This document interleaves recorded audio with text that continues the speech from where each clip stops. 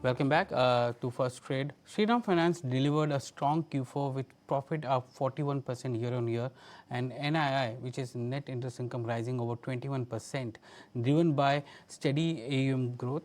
Management remains confident of 18% growth in FY27, led by gold loans and vehicle finance, while guiding for stable asset quality despite fuel price pressures and global uncertainties. Harsh caught up with the Executive Vice Chairman Mr. Revankar on the way forward for the NBFC. 8.5 is the broad guidelines we give. And as you rightly said, we were at 8.25 last year, same quarter. We improved over the period, and today we are at 8.61. And as the borrowing cost comes down, definitely we will have advantage because one is there is a rating upgrade, and that itself will help us. I'm not taking into account here the equity and the investment from the equity and benefit thereafter is not counting. I'm only talking about the borrowing cost coming down and advantage. Right now we are at 8.61. Definitely there will be some improvement, but we would like to give a broad guidelines of 8.5 and above because we are also lending more into new vehicle and would like to increase our share of new vehicle going forward. So, in your commentary, you suggested a 20 basis point increase as a result of incremental cost of funds coming down. Yes. Am I correct in the understanding? Is it just on incremental cost of funds? Is your overall cost of funds down 20 bips over the last 2 quarters is what has been quantified in the con call? Give us a sense specifically what's played out. So one thing is the excess liquidity we have reduced. That is one point. And the second one is the actual incremental cost of borrowing is coming down to us. Both have helped us in increasing our margin. And therefore, 8.6 is a very sustainable number. You're being broad when you're giving the 8.5% guidance, or you're being conservative? We have been conservative because we gave these guidelines some time back and we would like to maintain it. But definitely, as you see the trajectory, we will be keep increasing it. You've said that cost of borrowing will go down by at least another 100 basis points. And that will add to margins very likely. And I'm talking about steady state margin, excluding the equity, which is really coming in now for you. Is it going to be another 100 basis points from here? Is it going to be 80 basis points from here? From the current juncture, how much accrues? Now, you are right in your both statement. One thing is the increased rating will help us in bringing down the borrowing cost. And the equity will help us temporarily because the equity, once it is invested, for the 2 to 3 quarters, the margins will increase. But again, it will come down as we borrow more and lend more. So I'm not taking into account the equity for time being. I'm only talking about the benefit that's accruing out of the borrowing cost coming down due to upgrade of rating. And definitely also you have to understand that as we do more new vehicle, the yields will be little lesser. A mix of both new and used put together compared to. However, our net interest margin will keep increasing. How much, sir? What should your steady state net interest margin be excluding? And now it's very clear. You've said it a couple of times. Excluding the fresh equity coming in, what should your spreads go up by? What should your net interest margin go up by on a steady state basis? See, it depends upon the competitive intensity and how much new vehicle mix we have. So we don't want to commit something, but I would like to say the trajectory you have seen, growth from 8.25 last year to 8.61 is an indicator and definitely will be improving on it. I don't want to give a ballpark number here, but definitely there will be improvement from here. No, I appreciate. With regard to gross and net stage, net stage assets in terms of how the percentages are playing out, there's been a bit of a spike. You're attributing this more to retail, and you're saying that this is typically the trajectory which this kind of a business takes. Will it be choppy? Is that what one should expect in terms of will it go up, come back down fairly sharply? See, I cannot hazard making a comment here because what happens is something is unknown.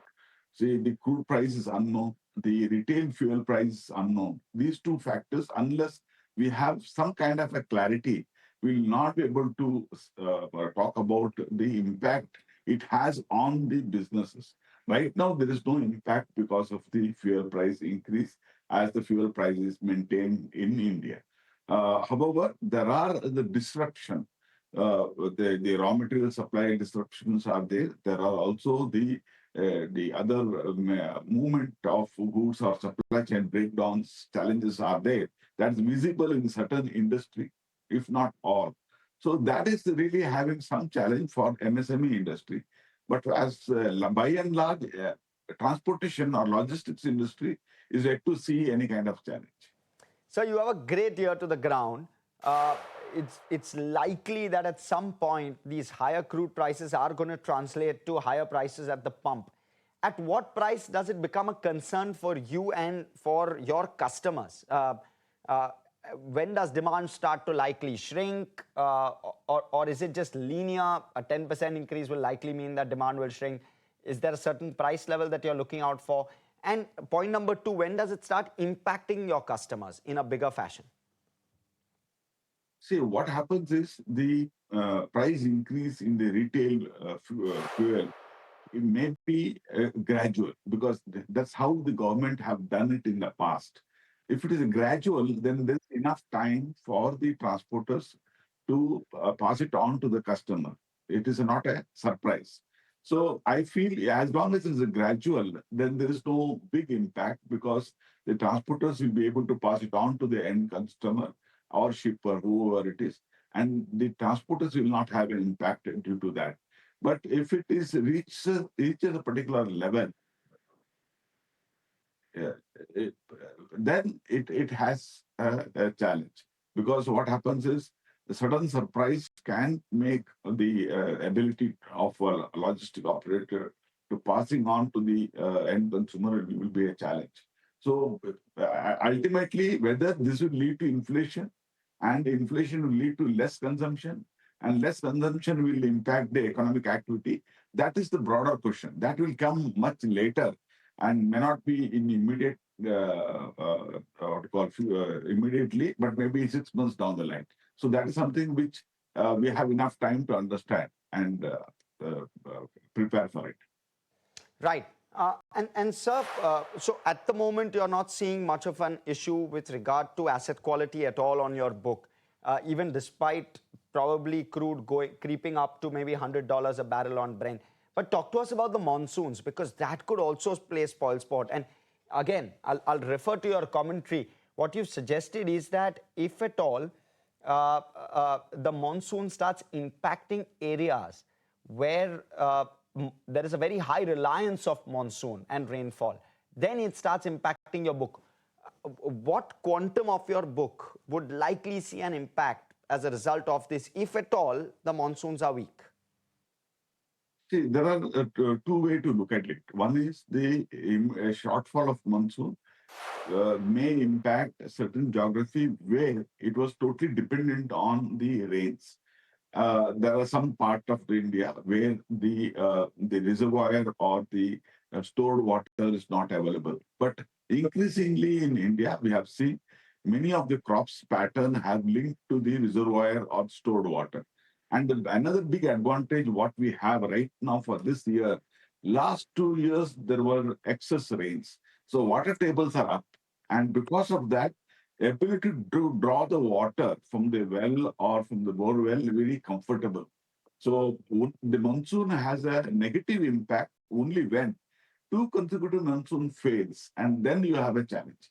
Right now, I feel this current monsoon, the prediction of 92%, which IMD has given, may not have a very big impact, but yes, temporary, there can going to be some challenges on the vegetables, which depend on the monsoon rains.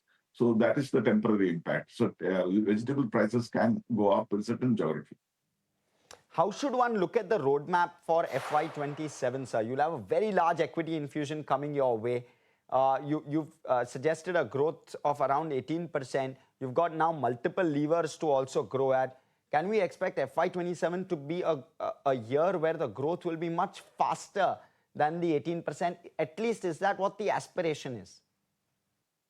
See, in fact, the 18% budget was prepared based on the normal condition. That's much before the war or IMD prediction. So we will stick to 18, but there can be little slower growth than the 18 if there we have a negative impact.